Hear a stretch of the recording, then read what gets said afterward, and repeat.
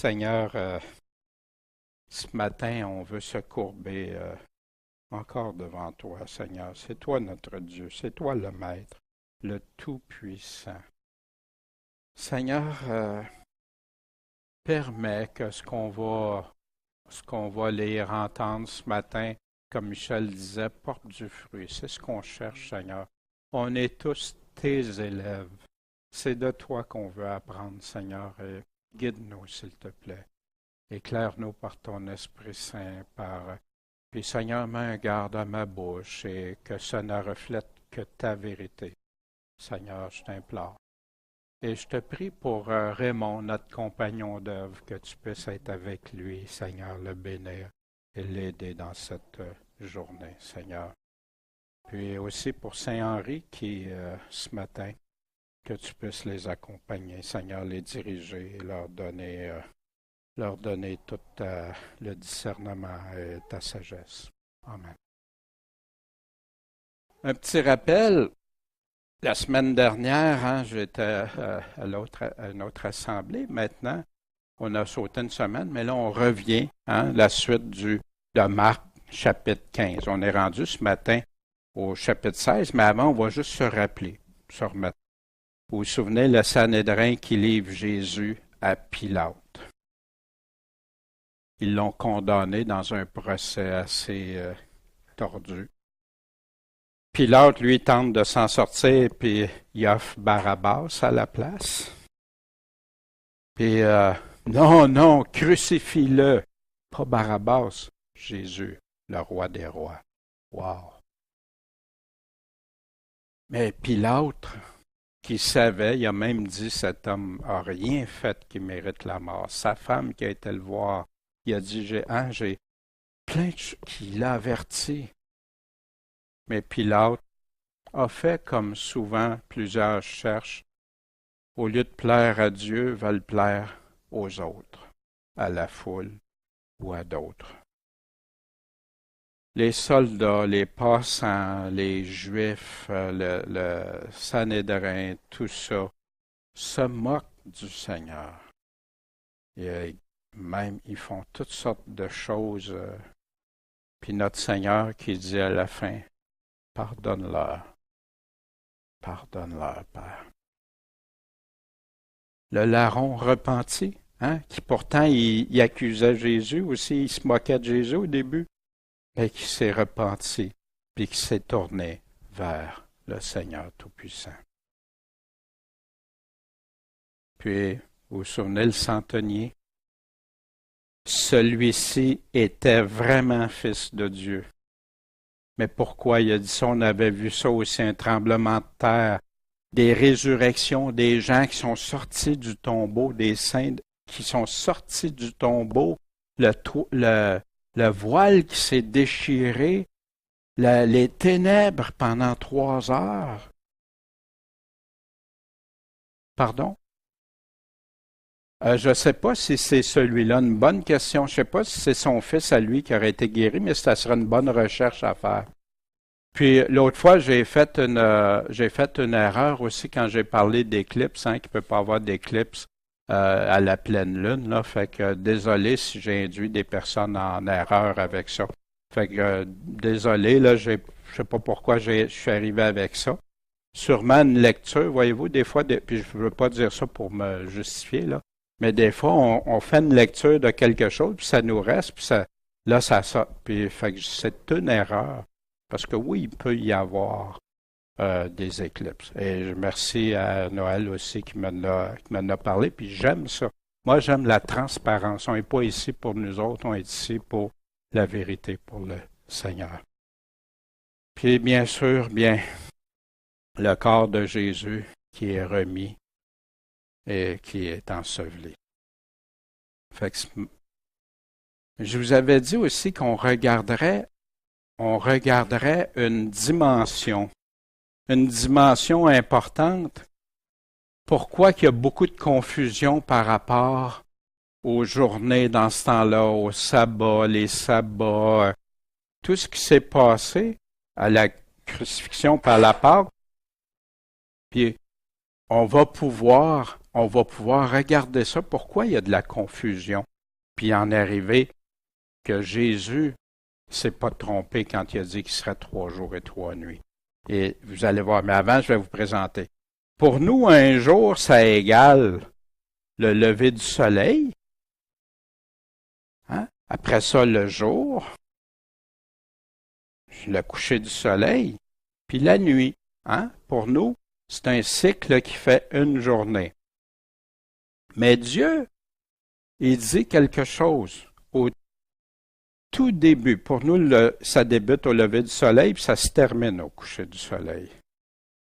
Mais le Seigneur, à l'origine du temps, on retrouve ça dans Genèse, chapitre 1, verset 5. Et on va comprendre pourquoi le peuple juif respecte encore ça. Et ça va nous donner, ça peut nous donner un éclairage pour mieux comprendre quand on lit le récit de la crucifixion et de la résurrection. Genèse 1,5. Dieu appela la lumière jour, puis a appelé les ténèbres nuit. En passant, remarquez, le soleil n'est pas encore là. Mais y a-tu juste le soleil dans l'univers? Les scientifiques maintenant savent qu'il y a de la lumière dans l'univers, mais qui ne vient pas du tout du soleil. Fait qu'il y en a qui avaient pris ça, regarde, c'est ça, il a créé, la lumière est là avant le soleil. Hein? Ah, c'est pas connaître Dieu. Hein? Le Dieu appela la lumière jour, puis a appelé les ténèbres nuit. Il y eut un soir et un matin. Ce fut un jour. Dieu appela l'étendue du ciel. Il y eut un soir et un matin. Ce fut le 2e jour. Et il y eut un soir, et il y eut un matin, hein, au verset 13, ce fut le 3e jour. Un soir, un matin. La journée, le jour termine. Jésus nous a dit, y a-t-il pas 12 heures dans le jour? Puis 3 soirs de 12 heures, puis 3 nuits de 12 heures, approximatif, hein, parce qu'on sait qu'il y a des saisons qui peuvent influencer le nombre d'heures. On ne s'enfarge pas dans les fleurs du tapis avec ça, là. Mais ça égale 72 heures, ces 3 jours-là. Moi, j'ai déjà des chrétiens qui m'ont dit, « Ouais, mais c'est pas grave, même si ça s'est pas fait dans une journée. C'est parce que j'ai un problème avec ça, c'est parce que Dieu dit qu'il l'a fait en un jour.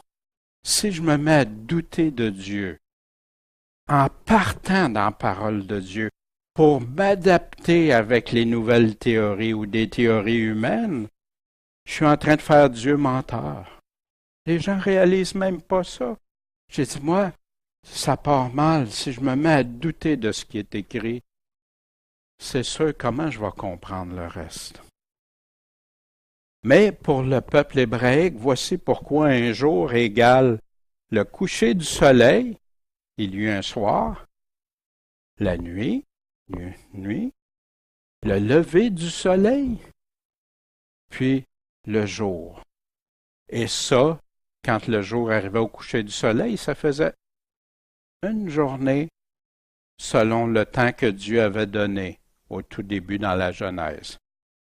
Le jour pour le peuple hébraïque, ça commençait au coucher du soleil, puis ça se terminait le lendemain au coucher du soleil. Fait qu'imaginez dans notre tête, nous autres, c'est complètement inversé. Fait que quand on lit des passages, c'est pas toujours évident de bien comprendre. Une autre chose aussi qui met de la confusion, y avait-tu 2 sabbats cette semaine-là? On sait que partout on parle de la fête de Pâques, la fête des pains sans levain, qui est une fête de sabbat. Le 15 est une fête de sabbat. Et c'est ça qu'on va aller voir. Avant de croire ce que je vous dis, on va aller voir ce que Dieu dit. Lévitique 23, 2. Dieu parle à Moïse, puis il dit à Moïse, parle aux Israélites, tu leur diras, les solennités que vous publierez, que vous mettrez publiques, seront de saintes convocations. Puis voici lesquelles elles sont, mes solennités. On travaillera 6 jours, mais le 7e jour et le sabbat. Ah, c'est le vendredi. Attendons. Le jour férié. il y aura une sainte convocation, vous ne ferez aucun ouvrage. C'est le sabbat de l'Éternel partout où vous habiterez. Jusque-là, ça va. Mais là, Dieu dit, les voici mes solennités qui sont des sabbats. Les saintes convocations que vous publierez au temps fixé. Fait que là, il va nous dire c'est quoi qui est pour lui qu'on doit respecter du sabbat aussi. Il n'y a pas juste hebdomadaire. Le premier mois, le 14 du mois, entre les deux soirs, puis remarquez ça encore, entre les deux soirs, d'un soir à l'autre, ce sera la Pâque pour l'Éternel. Et le 15e jour de ce mois sera la fête des pains sans levain qui est intimement liée avec Pâques pour l'Éternel. Vous mangerez pendant 7 jours des pains sans levain. Le premier jour, vous aurez quoi? Une sainte convocation et vous ne ferez aucun ouvrage servile. Fait que c'était un sabbat, la fête. C'était pas autrement qu'un sabbat, et l'Évangile le clarifie, pour la fête de la Pâque, la préparation de ce grand jour, etc. C'est un grand sabbat. Pourquoi cette confusion du vendredi? Puis le pourquoi, bien, il faut le regarder parce que ça vient contredire que Jésus a dit qu'il était 3 jours et 3 nuits. Pourtant, tout le monde accepte qu'il s'agissait de la grande fête de Pâques puis des pains sans levain. Bien, c'est le fun, hey, ça fait vivant. C'est le fun. Ah non, hey, c'est correct. Hein? Plusieurs ont tenté d'interpréter sabbat exclusivement puis appliqué partout uniformément comme étant le sabbat hebdomadaire du vendredi. Ils sont partis avec ça à l'esprit, fait que quand ils voyaient le mot sabbat, automatiquement pour eux, c'était quoi? C'était le vendredi. Les origines des réformateurs, vous vous souvenez, les réformateurs, la grande majorité, provenaient de l'Église catholique. Et plusieurs ont amené ça, pas tous, mais certains ont amené, ils ont continué d'affirmer avec vigueur. Même, ils pensaient défendre l'Évangile de ça, de dire que Jésus était mort le vendredi puis il était ressuscité le dimanche matin. Mais si tu comptes ça, ça fait pas 3 jours et 3 nuits. Puis, quand Jésus, ça contredisait Jésus lui-même. Ainsi, le Fils de l'homme sera dans le sein de la terre, enseveli 3 jours et 3 nuits. Je ne sais pas ici, vous verrez peut-être pas bien, là, la lumière. Ça ici, je vais vous présenter une explication. Qu'est-ce qui se passe?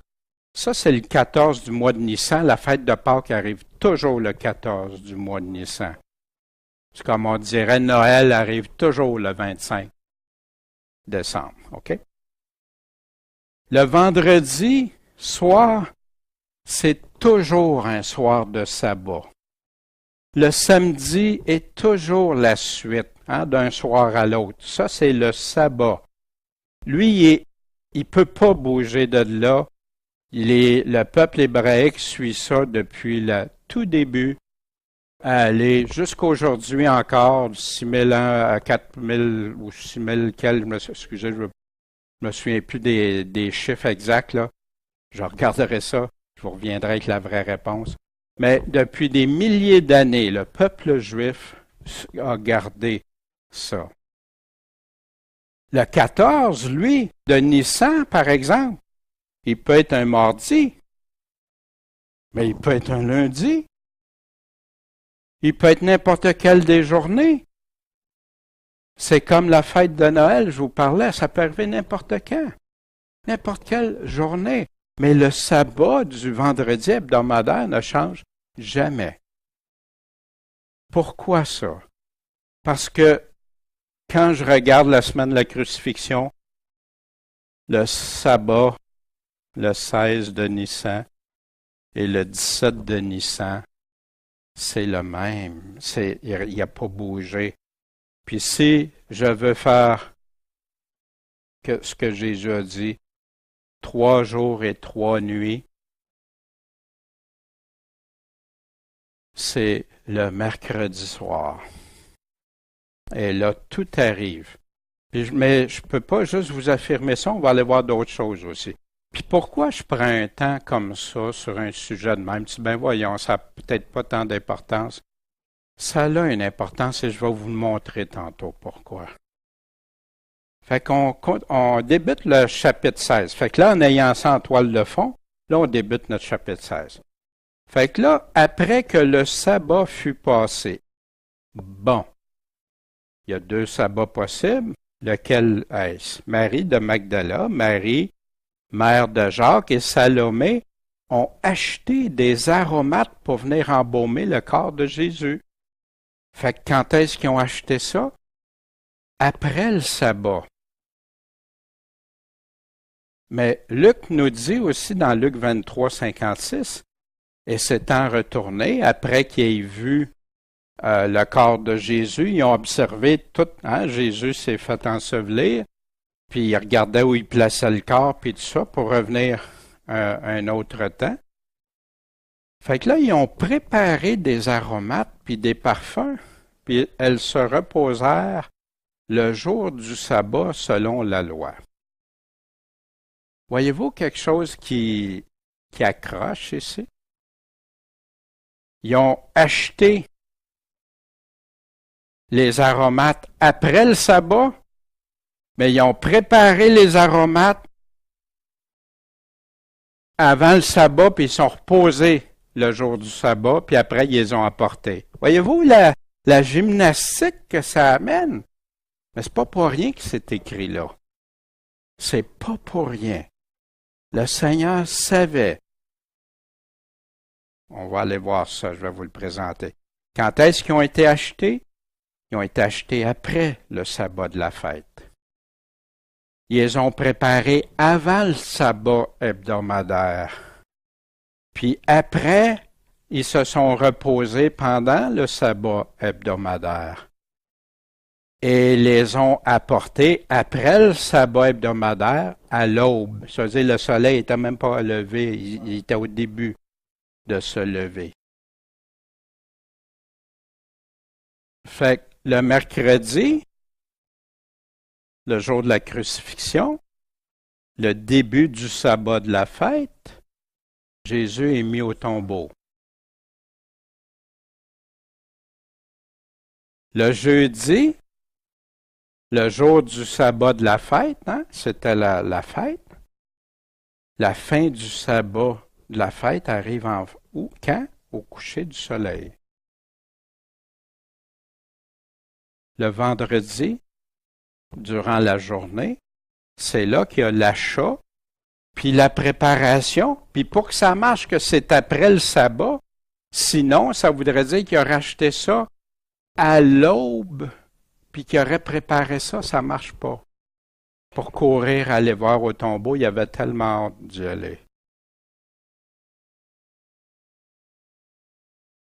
Puis la préparation et le sabbat hebdomadaire.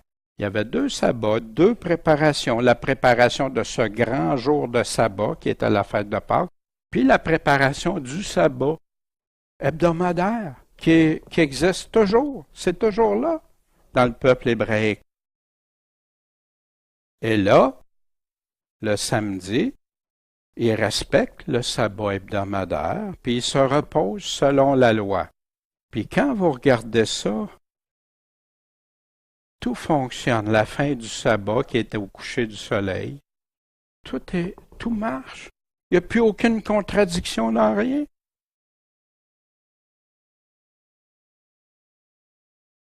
L'an 33 du mois de Nissan,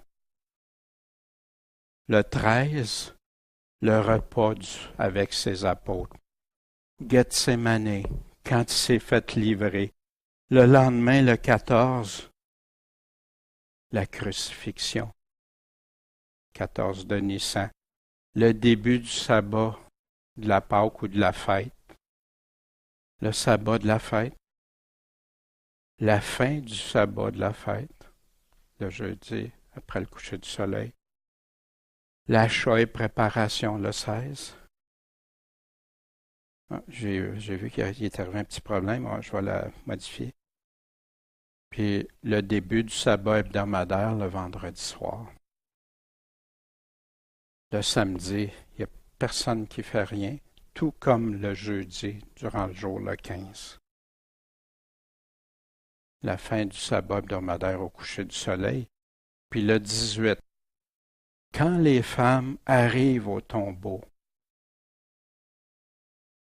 Jésus est déjà ressuscité. Il n'est plus là.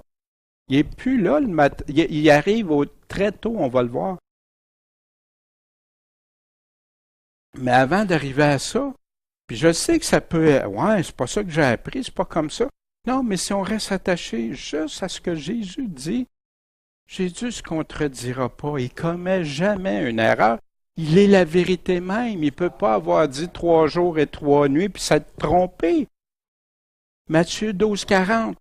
Car comme Jonas a été dans le ventre d'un grand poisson 3 jours et 3 nuits, ainsi, de la même façon, pareillement, le Fils de l'homme sera dans le sein de la terre 3 jours et 3 nuits. Peux-tu dire que Jésus se trompe? Au pire, il y en a, c'est comme, ils ne réalisent pas, ils le font menteur. Wow! C'est quoi les conséquences de douter des paroles mêmes de Jésus? Ben, pour ma part, quand je lisais ça, au début de ma vie chrétienne, il va être 3 jours et 3 nuits. Puis que là, on me disait, c'était le vendredi soir, samedi soir, dimanche matin, il est déjà ressuscité. Il manque une nuit. Ben là, on va prendre le vendredi comme étant une journée, puis le samedi, puis le dimanche. Mais ça ne marche même pas. Quand vous essayez de calculer ça, puis essayer de donner des explications humaines, vous n'arriverez jamais à 3 jours et 3 nuits. Jamais.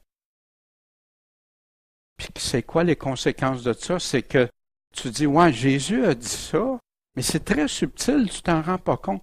Jésus a dit ça, mais tu vois, je suis pas capable vraiment de comprendre les paroles de Jésus.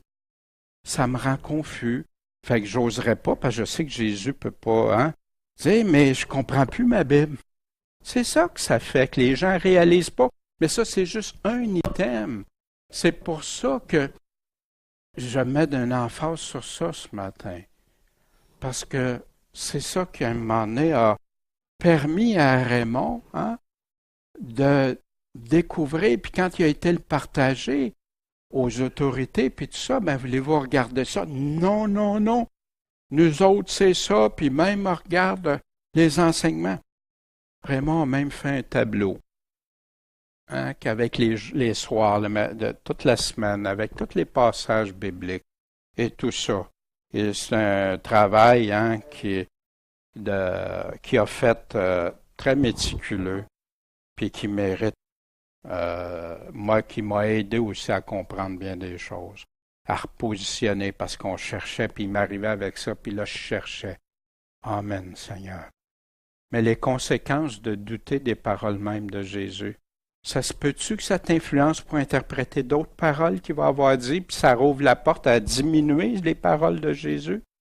Moi, c'est ça que ça a fait dans ma vie. Puis je l'ai vu dans la vie de plusieurs autres.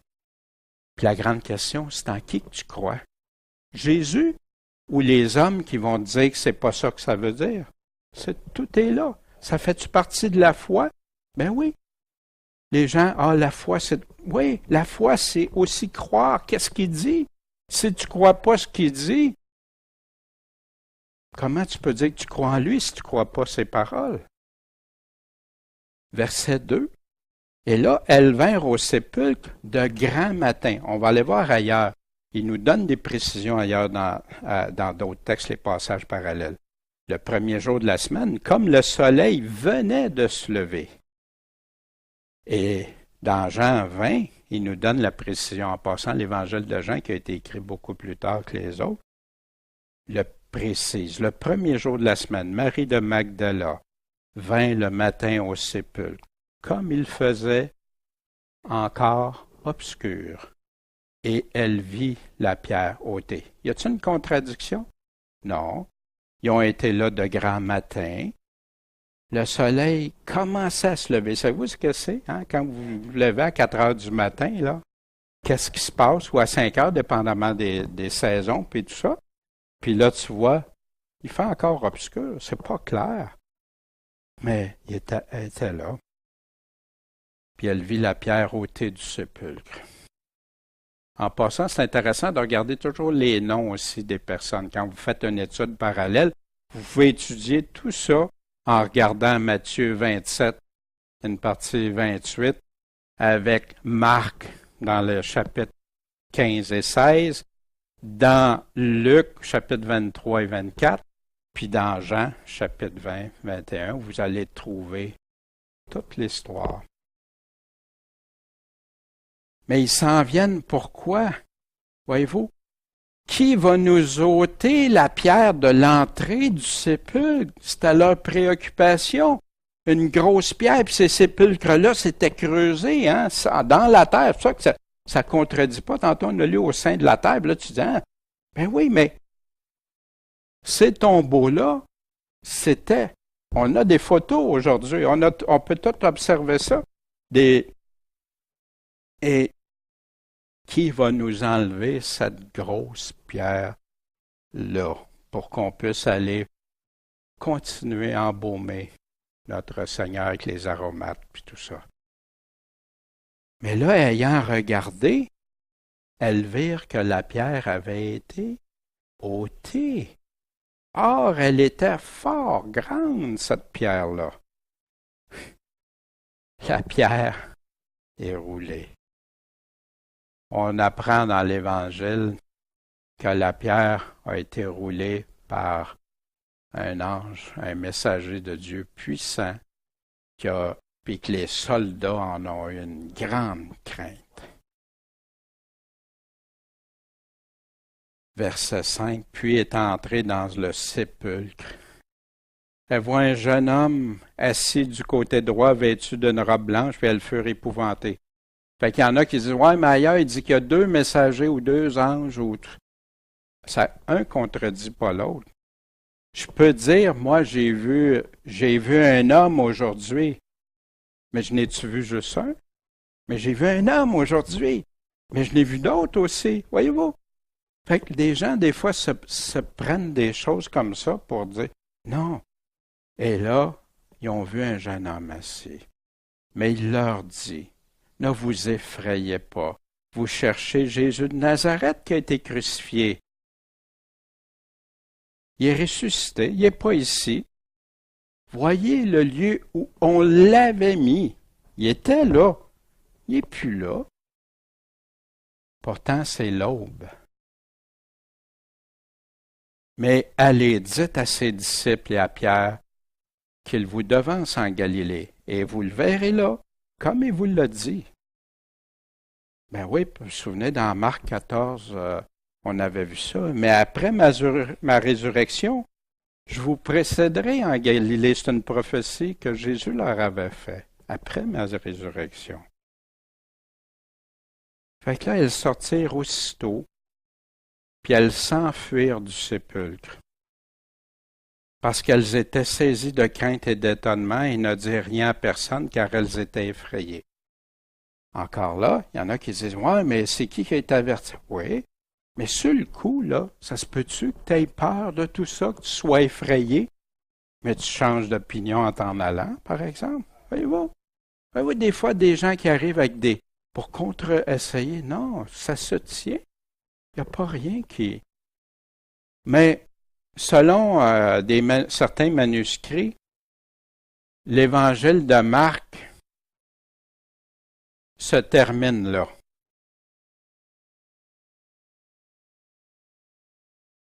L'évangile de Marc, vous pourriez prendre le restant, puis déchirer ça, la partie après les versets 8. Selon certains. Qu'est-ce qu'il y en est?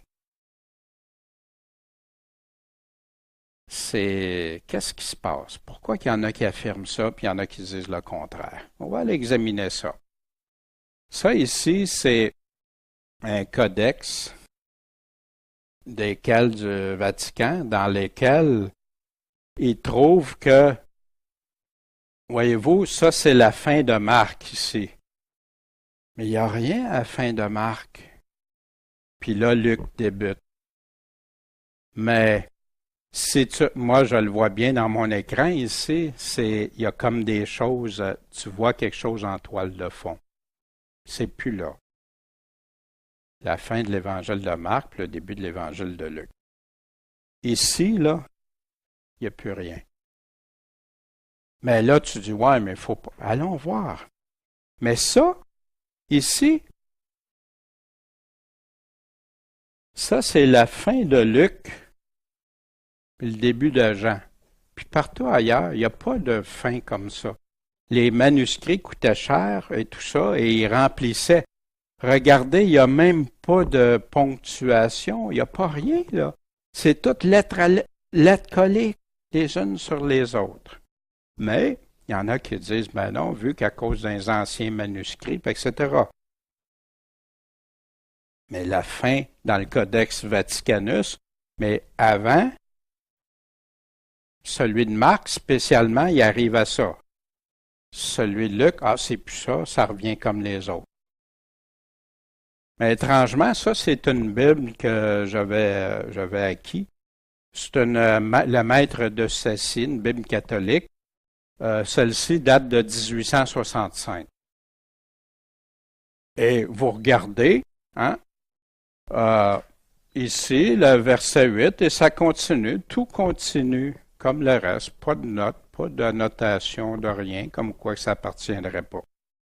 Bon, parce qu'on disait que ce qui vient pour l'Église catholique, ça n'était pas là. Mais pour plusieurs des manuscrits anciens, le texte continue avec une conclusion des versets 9 à 20. Regardez, on va retourner juste un petit peu. Regardez comment ça se terminerait. L'Évangile se terminerait et elles sortirent, puis ils s'enfuirent du sépulcre parce qu'elles étaient saisies de crainte puis d'étonnement, puis ils n'ont pas rien dit à personne parce qu'elles étaient effrayées. Point. L'Évangile se termine là. Voyez-vous? C'est étrange pareil. Ça serait étrange pareil. Mais, je veux pas être... mais moi, pour moi, ça m'a poussé à faire de recherche. Parce que tu veux pas ajouter plus, mais tu veux pas enlever la parole de Dieu. Ça n'en fait-tu partie ou pas? Je dois dire, en partant, que ces versets-là, même s'ils enlèveraient, tu vas retrouver tous les enseignements ailleurs. OK? Ça ne changera pas cet aspect-là. Mais ça me fait douter des manuscrits. Ça me fait douter de la source. Il y a des versets absents dans certains manuscrits, dont le Vaticanus, le Sinaiticus, ou des choses qui viennent, comme le Vaticanus, bien sûr, du Vatican, l'autre Sinaiticus qui vient d'un collège catholique, d'un couvent catholique et tout ça, que Tischendorf, dont lequel s'inspirent toutes nos versions modernes de Bible. En passant, ça va faire partie dans le cours Comment écouter Dieu. Le tout dernier module, peut-être 2 modules même, on va aborder ça, les versions de Bible, parce que c'est trop important pour ceux qui veulent en avoir le cœur net. D'où ça vient, pourquoi c'est comme ça, puis avec preuve hors de tout doute. Mais c'était présent pourtant les versets suivants dans les manuscrits alexandriens, dans le codex de Béza, dans les codex syriaques. Codex, c'est des livres, des feuilles reliées ensemble, des manuscrits. Dans les manuscrits arabiques, dans la Vulgate. Puis Irénée et Hippolyte, entre l'an 120 et 200 quelques, pour aller pour Hippolyte, il en parlait de ces versets-là. Puis même Hippolyte citait souvent le verset 19, qu'on va voir tantôt. Même les pères catholiques les citaient. Augustin, Ambroise, Léon, etc. Ils les citaient. C'est étrange, hein? Ça fait qu'ici, puis en passant, on va voir qu'est-ce que des experts en ont sorti aussi. Le passage se trouve, quoique marqué par quelques variations dans beaucoup d'autres manuscrits, pratiquement aussi vieux que les deux qui ne le contiennent pas. Et dans quelques-unes des plus vieilles traductions du Nouveau Testament, dans des langues des peuples ne parlant pas le grec. Fait que le Nouveau Testament s'est distribué au début, hein? Ça s'est répandu, il retranscrivait, il recopiait. Puis c'est drôle, il était même dans des langues qui étaient d'ailleurs et tout ça. Une portion en est citée et attribuée à Marc par Irénée, auteur chrétien qui a vécu entre 120 et 200 ans après Jésus-Christ, qui écrivait environ 150 ans avant l'existence de ces très vieux manuscrits qu'on nous dit que c'est pas dedans, ces passages-là. Je ne sais pas si je vous perds dessus, là, quand je vous... Hein? Ils disent les plus anciens manuscrits, c'est le Vaticanus Sinaiticus, fait que c'est eux autres qu'il faut croire. Puis pourtant, c'était déjà par les premiers chrétiens cités. Étrange. Or, Marc 16, verset 9, Jésus étant ressuscité le matin. Là, il y a deux façons. Il est ressuscité, soit que la phrase me dit « il est ressuscité le matin » ou « étant ressuscité le matin ». Voyez-vous, il y a une nuance. Il y a deux possibilités. Mais moi, je ne veux pas aller dans ça, mais je vous présente ce que des experts ont examiné dans ça. Le premier jour de la semaine apparut premièrement à Marie de Magdala, de laquelle il avait chassé les 7 démons. Après ça, elle s'en alla et l'annonça à ceux qui avaient été avec lui, qui étaient dans le deuil et dans les larmes, les apôtres, puis ceux qui les accompagnaient. Mais eux, apprenant qu'il était vivant et qu'elle l'avait vu, s'en sont réjouis. Ils n'ont pas cru. Pourtant, Jésus leur avait bien dit qu'il ressusciterait. Voyez-vous des fois comment on est lent, hein? C'est les apôtres, là. Il y en a qui vont me dire, ouais, mais après, c'était plus pareil, ils ont été transformés, puis c'est très vrai. Mais moi, je me souviens, quand je commençais à lire l'Évangile, il y a bien des affaires que je ne croyais pas ou je doutais beaucoup. Pardon? Là, c'est le début. Puis après ça, ils se sont ravisés, bien sûr. C'est comme Pierre quand il a renié le Seigneur, après ça, il ne l'a plus jamais renié. Hein? Après cela, il se montra sous une autre forme à 2 d'entre eux qui étaient en chemin pour aller à la campagne, hein, les disciples d'Emmaüs, qui s'en allaient à Emmaüs. Et ceux-ci s'en allèrent le dire aux autres. Ben là, on va croire, ça fait 2 qui viennent qui crurent pas non plus. Enfin, le Seigneur sait pourquoi il a fait ça. Hein? Puis sûrement que c'est revenu dans la tête des apôtres aussi quand ils prêchaient Jésus-Christ, puis qu'ils se souvenaient d'eux autres mêmes le propre doute qu'il y avait et tout ça. Je crois. C'est une hypothèse, là, mais je crois que ça peut avoir été utile. Mais quand comme ils étaient à table, et Jésus leur reprocha leur incrédulité et la dureté de leur cœur. Jésus, il n'a pas laissé passer ça. Il leur a dit, il leur a fait comprendre. Parce qu'ils n'avaient pas cru ceux qui l'avaient vu ressusciter.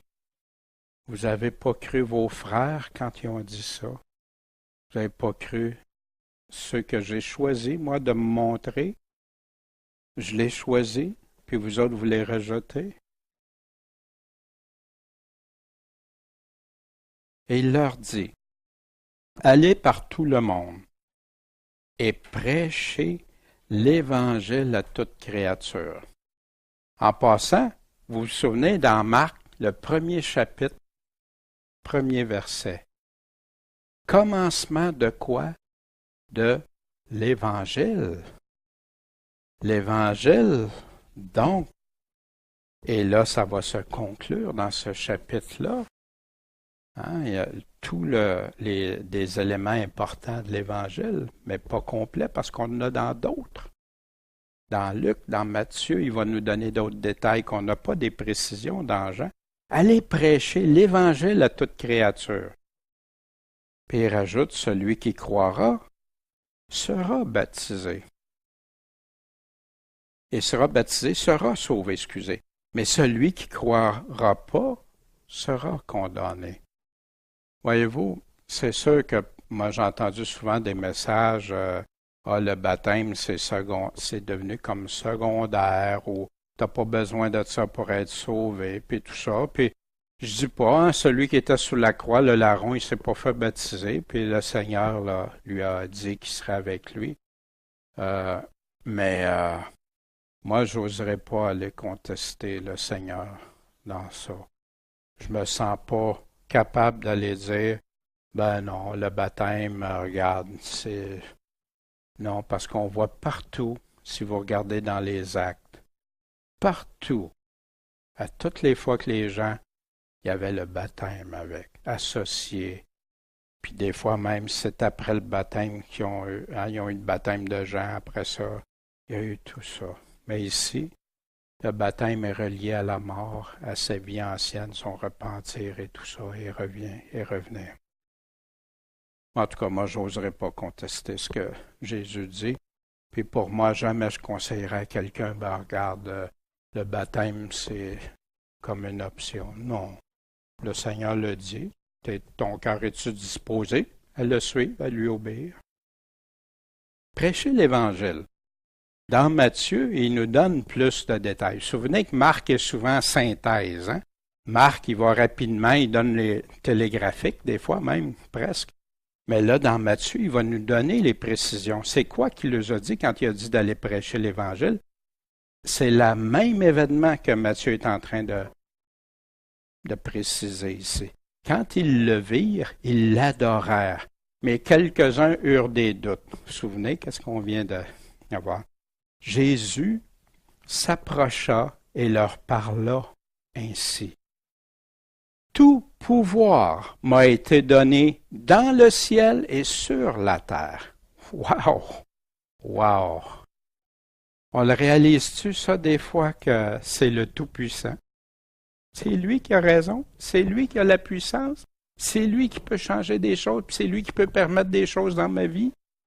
Que ça arrive, même si ça ne fait pas mon affaire, il est le Tout-Puissant. Puis là, il a dit, allez, faites de toutes les nations,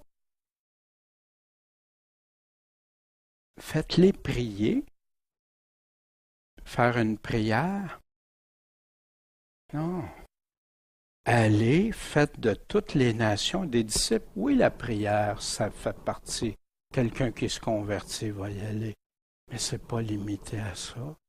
Au contraire, ici, Jésus, je ne sais pas pourquoi il dit ça, il baptisez-les. Ah, baptisez-les. Fait que ça ne semble pas une option là non plus. Au nom du Père, du Fils et du Saint-Esprit. Savez-vous que ce passage-là, il n'est jamais lu par certaines dénominations? Parce qu'eux autres, ils veulent baptiser juste au nom de Jésus, ils rejettent au nom du Père. Mais c'est... Non. Voyez-vous, les gens qui prennent des versets comme ça découpés puis qui en font ce qu'ils veulent. C'est pour ça, vous savez qu'il y a des exemples dans la liturgie, hein, pour certaines organisations. Ils lisent toujours les mêmes passages. Ils vont jamais dans les autres passages. Il y a des dénominations qui ont le livre, le guide, là, puis ça va toujours, mais c'est jamais ils vont aller voir ailleurs. Surtout pas les passages qui viendraient en conflit avec leur théorie, leur démonstration. Puis ici, il leur dit quoi? Enseignez-leur à garder certains de mes paroles. Tout ce que je vous ai prescrit. tous les commandements que je vous ai donnés, toutes les directives que je vous ai données, montrez-leur ça. C'est ça, aller évangéliser. Faire des disciples. Puis, vous souvenez-vous des paroles de Jésus, c'est qui un disciple? Qu'est-ce qu'il doit faire un disciple? Tu peux-tu dire à quelqu'un, t'es sauvé, t'es pas disciple, mais t'es sauvé pareil? Très dangereux. Mais il y en a qui c'est ça. Ils le disent pas comme ça, mais ça fait ça. Ah, il a prié, il a fait ça, puis très dangereux. Ça produit ce que ça produit ou des fruits qu'on voit aussi souvent, malheureusement. Et voici, je suis avec vous certains jours, tous les jours.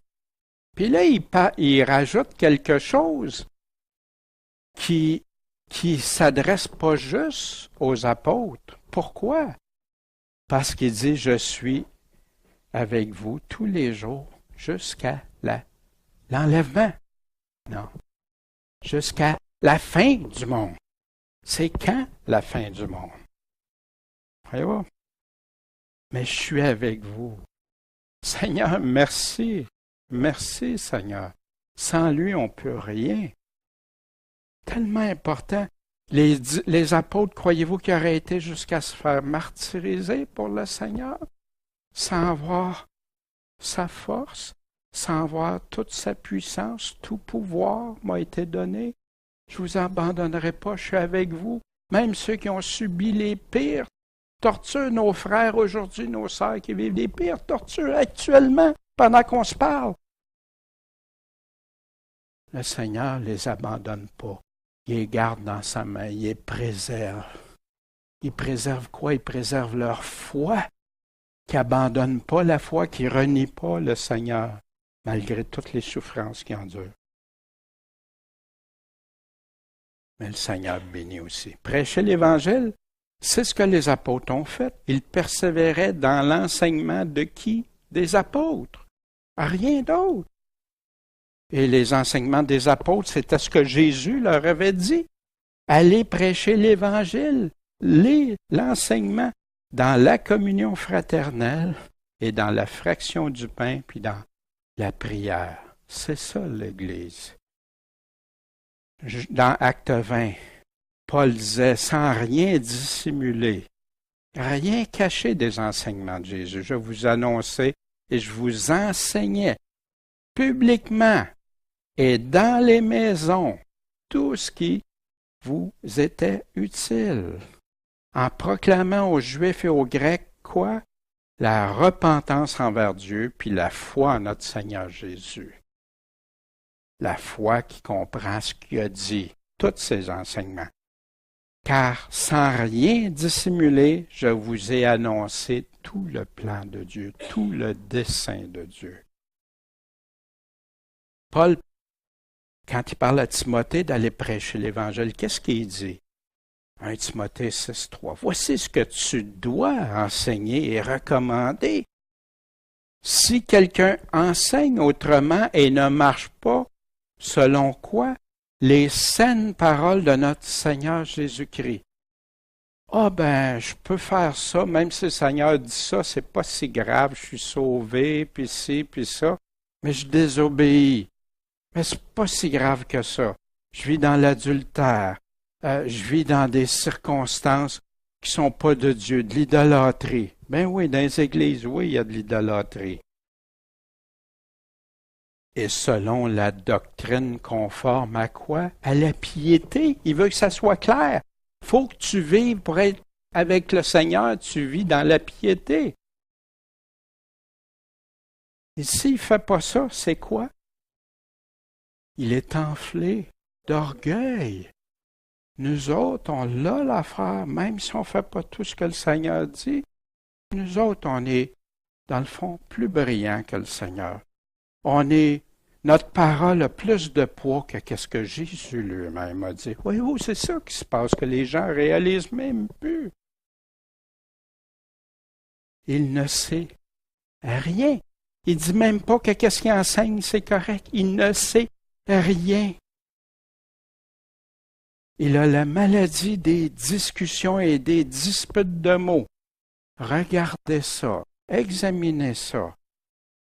Pas des disputes de mots de Jésus, des disputes de mots de nos théories puis de nos affaires.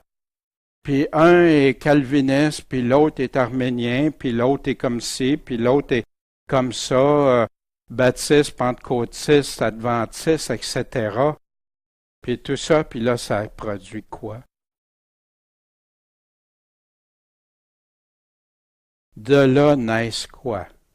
L'envie, la jalousie, la discorde, les chicanes, les calomnies, puis les mauvais soupçons. C'est-tu l'Évangile, ça? C'est le contraire de l'Évangile.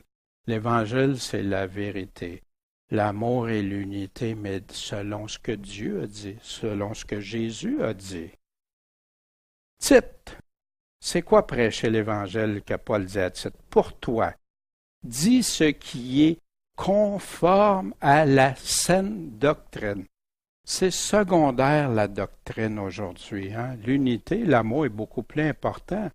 Pourtant, ici, c'est pas ça que Paul est en train de dire. Oui, l'amour puis l'unité, mais dans la saine doctrine. Vous souvenez-vous le passage que je vous ai lu dans le cours, le module Comment écouter Dieu, entendre le Seigneur, puis que je vous ai mis le commentaire qui disait, en gros, quand on est ensemble autour de la Bible, ça nous réunit. Mais si on la laisse ouverte, ça nous divise. Fait qu'on va la fermer. Tu fermes la bouche de Dieu quand tu fais ça. Les gens ne réalisent pas ça. Il y a des assemblées, hein, Michel m'a partagé une assemblée. Il ne faut pas que tu arrives avec l'Évangile, ils voient ça comme une assemblée qui se dit au nom de Dieu, là. La parole est de trop. Mais tu peux l'emmener, mais pose pas trop de questions non plus dans ça. Moi, c'est l'affaire qui m'a le plus dérouté quand j'ai été dans des assemblées puis que les gens arrivaient puis il y avait zéro Bible avec eux autres. Je parle pas d'oublier sa Bible. Si t'es pressé un matin, t'es parti, t'as oublié ta Bible, là. Mais c'était une régularité. Pas de Bible. Comment tu veux vérifier ce qu'on te dit? Moi, j'aime ça le marquer par écrit, mais j'encourage tout le monde à regarder dans sa Bible. Toujours, d'aller voir. Puis là, quand c'est sur DVD, sur Internet, ou ceux qui écoutent, ben là, ils peuvent aller vérifier, prendre en note, puis ils ont tout d'enregistré, fait que c'est facile après. Il continue en te montrant toi-même un modèle. Un modèle de quoi? De bonnes œuvres. Ah. Et en donnant un enseignement qui peut des fois se tromper et tout ça. Un enseignement pur et digne. Comment tu peux faire ça? C'est que tu dis juste qu'est-ce qu'il y a dans la Bible. Puis quand la Bible parle de choses, qu'il y a des choses historiques, comme tantôt on a été voir des choses historiques, mais c'est avec des faits. C'est pas juste moi, vous allez m'entendre. Puis je vous l'ai toujours dit, si je dis quelque chose qui n'est pas selon ça, la priorité, c'est ce que Dieu dit, toujours. Puis c'est comment tu vas enseigner. Une parole saine, inattaquable. Savez-vous, tantôt, on a regardé juste des petites choses, là, comment 3 jours et 3 nuits. C'est-tu attaquable, ça, si tu dis que tu es mort le vendredi, puis ressuscité le dimanche matin, tu es ressuscité, c'est-tu attaquable? Eh oui. C'est-tu attaquable que tout d'un coup, il manque des morceaux de Bible, qu'il manque des mots, puis des choses? C'est ça qui a fait chuter la foi, puis qui a fait faire que le monde a rejeté la Bible partout, parce qu'il y avait trop d'erreurs maintenant. Ça confirmait les erreurs avec les nouvelles versions qui sont arrivées, des manuscrits découverts. Puis ça l'a fait des choses, des dégâts, puis des chrétiens qui lisaient leurs paroles, qui étaient plus sûrs en lisant leur Bible. Coudon, es-tu vrai ma Bible ou est pas vrai? Reste dans la Bible que nos chrétiens ont eu tellement d'amour pour, qu'ils ont resté pendant près de 1800 ans, avec les mêmes paroles, puis qui sont même morts pour la défendre. Tu ne te tromperas pas. Ça voudrait dire que pendant 1800 ans, Dieu aurait laissé plein de chrétiens donner leur vie avec des fausses paroles de Dieu. Voyez-vous, ça, en tout cas, une parole saine, inattaquable, afin que l'adversaire soit confus, puis qu'il n'y ait aucun mal à dire de nous. La réalité, il parle du malin, mais nos adversaires vont trouver, comme ce matin, je suis sûr que le pasteur qui écoute, « Ah, ça n'a pas d'allure, puis c'est si... » Ben oui, c'est correct. Vérifie avec le Seigneur. Conteste avec moi, ça c'est une chose. Mais conteste avec le Seigneur. Wow! Wow! En tout cas, que ce soit n'importe qui de nous autres. Puis j'ai des bons amis, pasteurs, puis tout ça. Puis il y en a qui prêchent droitement la parole, mais d'autres aussi qui répètent ce qu'on leur a montré sans aller vérifier, sans eux-mêmes d'aller faire les choses, et qui conduisent des gens dans l'erreur, puis qui augmentent cette erreur-là, le levain qui fait son œuvre, génération après génération. Prêcher l'Évangile, Jean nous en parle, l'apôtre de l'amour, qui nous parle justement de l'assurance. Et il nous dit, vous vous souvenez quand Jésus dit « Je vous ai jamais connu ». Jean répond à ça ici. À ceci, nous reconnaissons que nous l'avons connu. C'est quoi? Si nous gardons quoi? Ses commandements. Ah! Celui qui dit « Je l'ai connu » puis qui ne garde pas son évangile, ce qu'il nous a enseigné dans l'évangile, même prends ta croix, puis suis-moi, puis si tu ne pardonnes pas un frère, tu laisses passer, tu ne seras pas pardonné non plus. Tout ça. Comment tu peux dire à quelqu'un, pas de problème, mon ami, le Seigneur t'a sauvé, tout ça, puis il garde la rancœur, il n'a jamais pardonné un autre. Wow! J'oserais pas contredire Jésus. Mais celui qui ne garde pas ses commandements, puis imaginez, puis il y en a qui enseignent ça, là. Si tu veux suivre ses commandements, tu veux te sauver par tes œuvres. Wow! C'est Jésus lui-même, les apôtres ont confirmé qu'il faut que tu suives ses commandements partout au travers du Nouveau Testament. Celui qui dit « Je l'ai connu », qui ne garde pas ses commandements, est un menteur. Et la vérité n'est pas en lui. Comprenez pourquoi qu'aujourd'hui j'ai fait des choix. J'ai fait des choix de ne plus aller à certains endroits ou avec des personnes. Pourquoi? J'ai-tu allé écouter quelqu'un qui va me conter autre chose que la vérité? Pour moi, non, je peux pas. Puis pourquoi je l'appellerais frère si ici Jean il dit le contraire? C'est un menteur. Puis aucun menteur ne connaîtra le royaume des cieux. Mais où il prenait ça, Jean? Y a-tu inventé ça de lui-même? Jésus disait, « Celui qui a mes commandements, il t'es a, mais t'es garde. C'est celui qui m'aime. Celui qui m'aime sera aimé de mon Père, et moi aussi je l'aimerai, et je me manifesterai à lui. Je me ferai connaître. » Tu veux connaître le Seigneur? Il te le dit.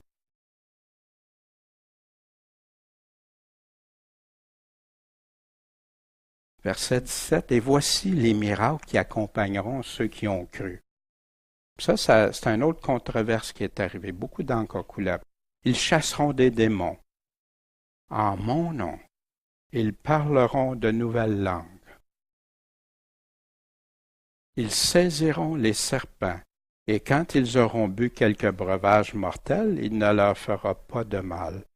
Ils imposeront les mains aux malades, et ils seront guéri. Maintenant, moi, ma position est très claire suite à ce sujet-là. C'est pas moi qui va limiter Dieu, que Dieu peut pas faire ces choses-là. Dieu peut faire ces choses-là. Dieu est Dieu. C'est pas moi qui est Dieu, puis c'est lui qui détermine. Mais allons voir vraiment ce qui s'est produit, puis ce qui se dit.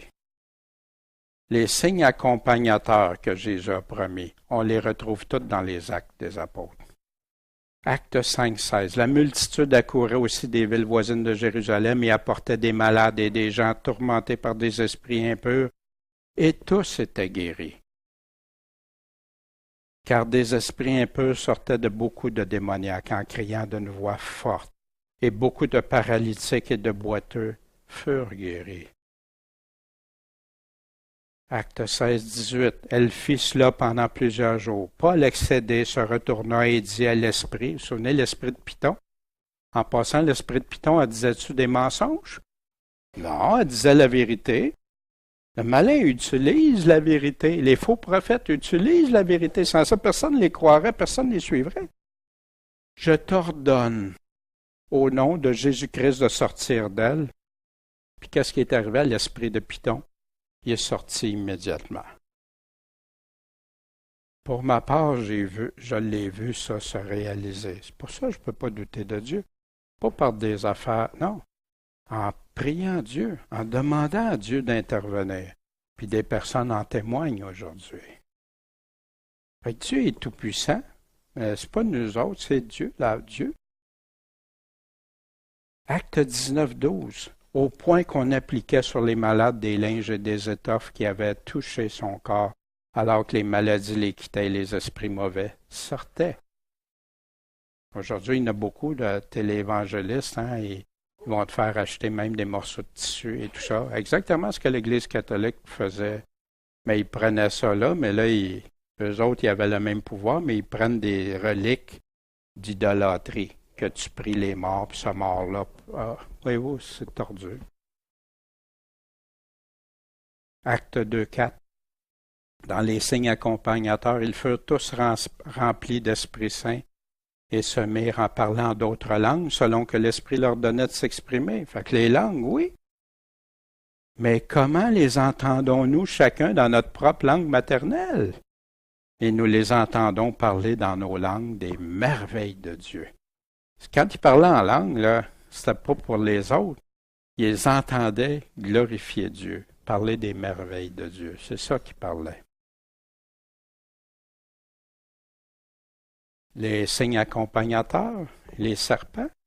Paul ramassa un tas de broussailles pour les mettre dans le feu, mais une vipère en sortit par l'effet de la chaleur et s'attacha à sa main. Quand les barbares virent la bête suspendue à sa main, ils se dirent les uns aux autres, « Certainement, cet homme est un meurtrier. » En passant barbare, c'est pas barbare dans le sens de la connotation qu'on y donne. C'était quelqu'un qui était autre que juif, d'une autre nation et tout ça.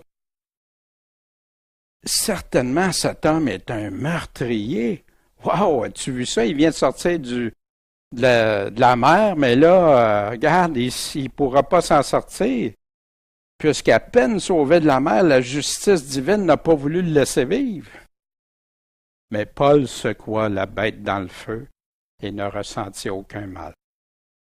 Ces gens s'attendaient à le voir enfler ou tomber mort tout à coup, mais après avoir longtemps entendu, ils virent qu'il ne lui arrivait rien d'anormal.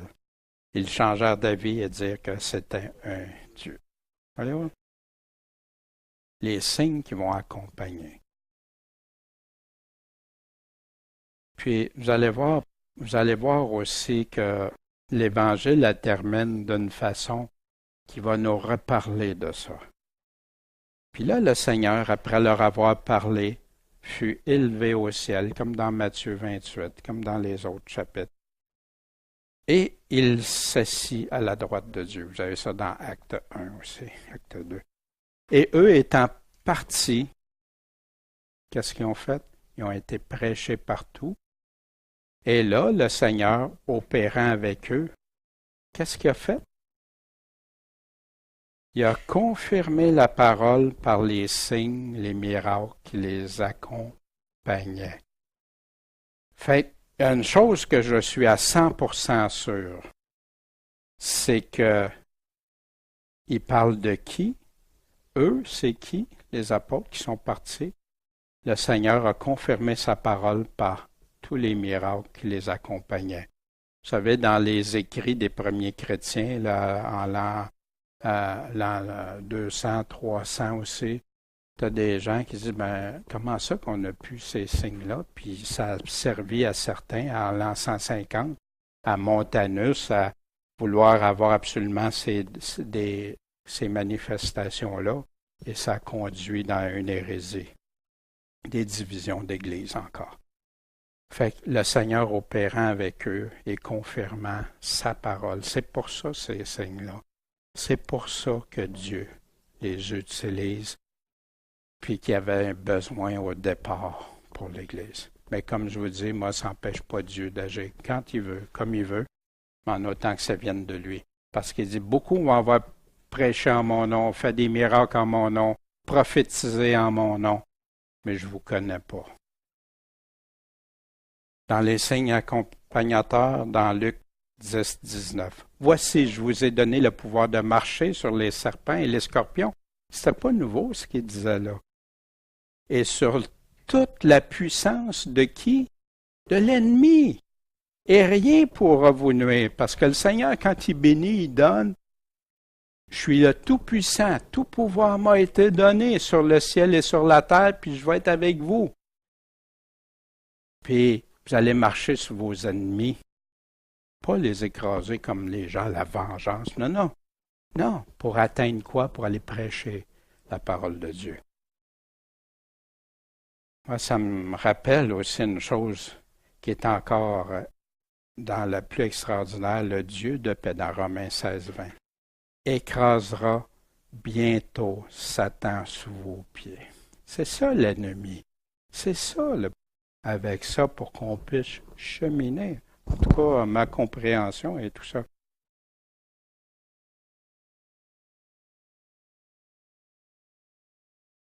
Certains, dans certaines versions, je vais juste revenir quelques instants, placent les versets avec des parenthèses ou des italiques ou des notes. On reviendra à ça quand on va faire le module. Des fois, il y a une conclusion brève.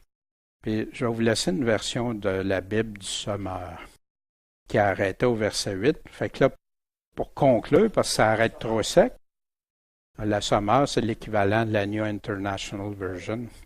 Mais elles firent aux compagnons de Pierre un bref récit de tout ce qui leur avait été annoncé. Ensuite, Jésus lui-même fit porter par eux de l'Orient à l'Occident le message sacré et incorruptible du salut éternel. C'est pas ce que on lit du verset 9 à 20.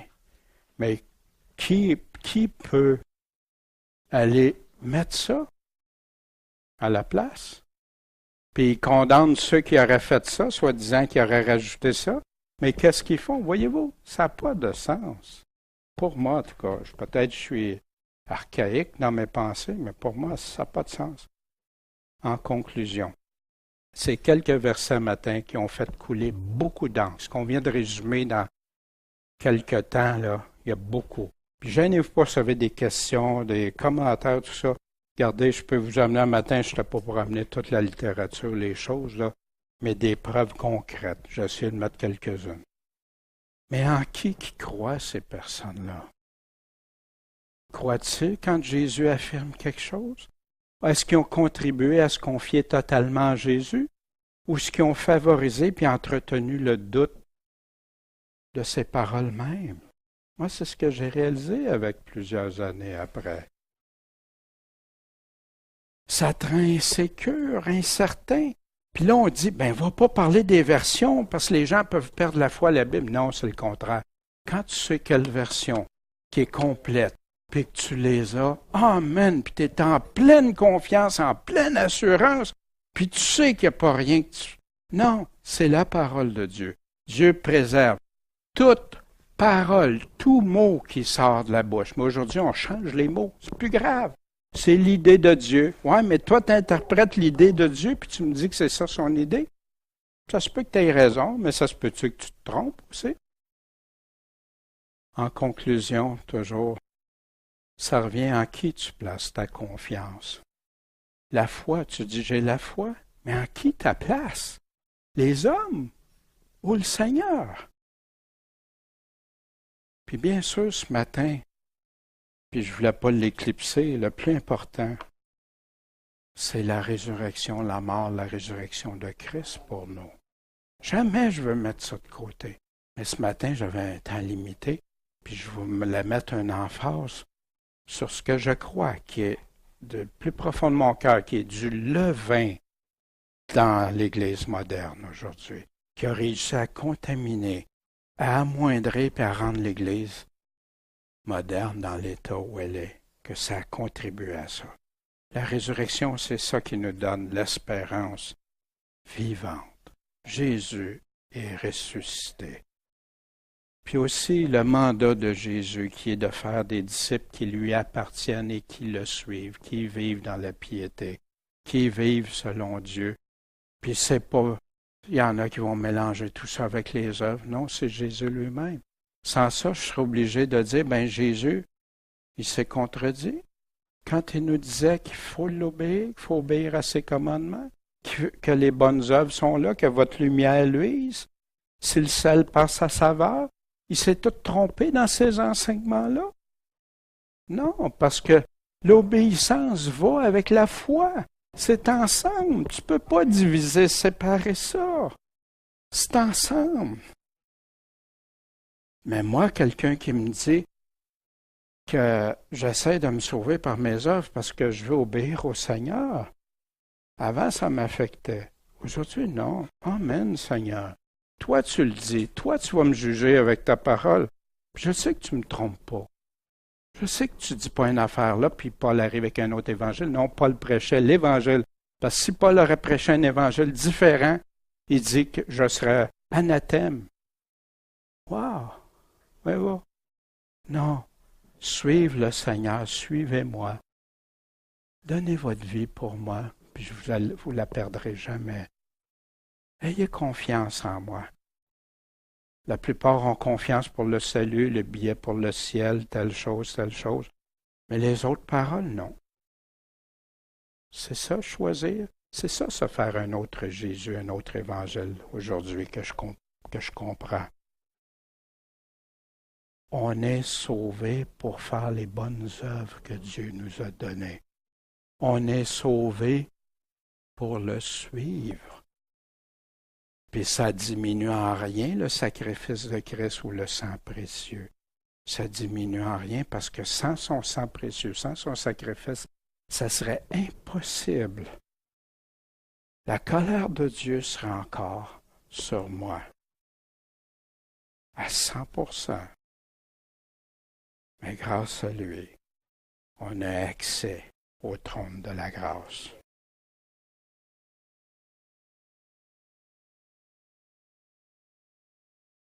Ce matin, j'avais mis ça en séparation, dessin à Jacinthe. Et ce matin, si vous voulez, je vais conclure par un mot de prière. Bon Père Céleste, je te remercie d'être le Dieu que tu es, le Dieu qui ne se trompe pas, qui ne fait pas d'erreur, qui nous dit les choses, Seigneur. Et ce matin, c'est sûr que je sais qu'il y a des choses qui vont encore à controverse de ce qu'on entend dans le monde moderne, mais Seigneur, c'est à toi que je veux absolument rester attaché. Dire ce que toi t'as dit, Seigneur, sans retrancher, sans ajouter. Et c'est tout.